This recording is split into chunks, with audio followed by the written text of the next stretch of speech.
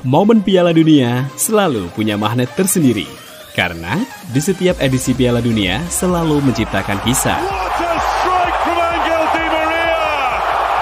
Yuk kita ikuti kisah di balik Piala Dunia.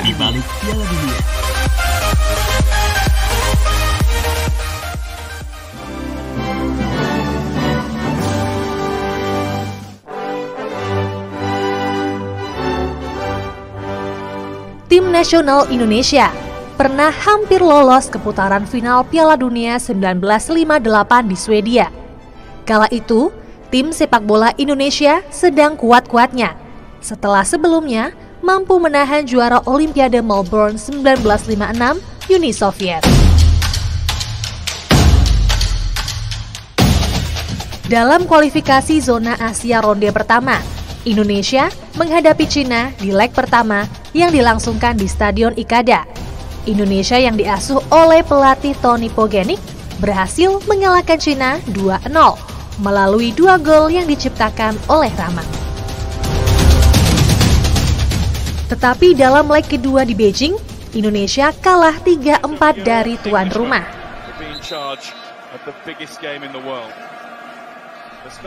Karena kedua tuan rumah sama-sama menang, pertandingan dilanjutkan di Myanmar dan kedua kesebelasan bermain imbang 0-0. Indonesia dinyatakan menang karena unggul selisih gol, sehingga membuat Indonesia lolos ke kualifikasi ronde kedua. Tetapi kemudian permasalahan muncul ketika Indonesia harus berada satu grup dengan Israel, Mesir, dan Sudan. Ternyata kemudian tidak ada satupun negara yang bersedia melawan Israel.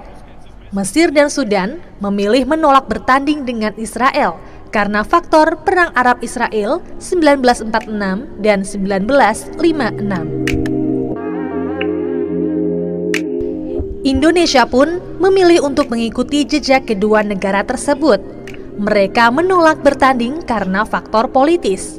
Sebab jika Indonesia bertanding melawan Israel, hal ini secara tidak langsung mengakui kedaulatan negara Israel.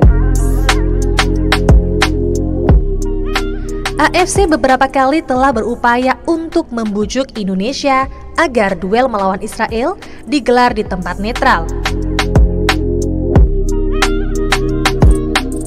Namun, FIFA menolak permohonan tersebut, hingga akhirnya Indonesia memilih untuk menarik diri dari kualifikasi Piala Dunia 1958. Pemerintah Indonesia di bawah Presiden Soekarno dan Kabinet Juanda melarang tim nasional bertanding menghadapi Israel, sebab Israel adalah negara yang sedang menjajah Palestina.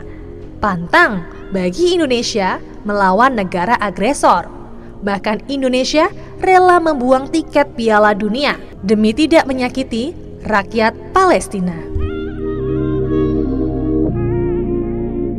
FIFA kemudian memutuskan Israel menang WO sehingga berhak melaju ke babak ketiga.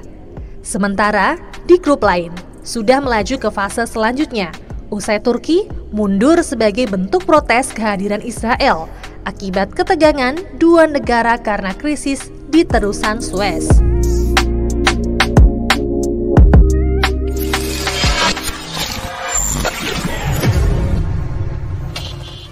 Baru saja kita ikuti kisah di balik Piala Dunia. Ikutilah kisahnya di edisi berikutnya. Salam olahraga.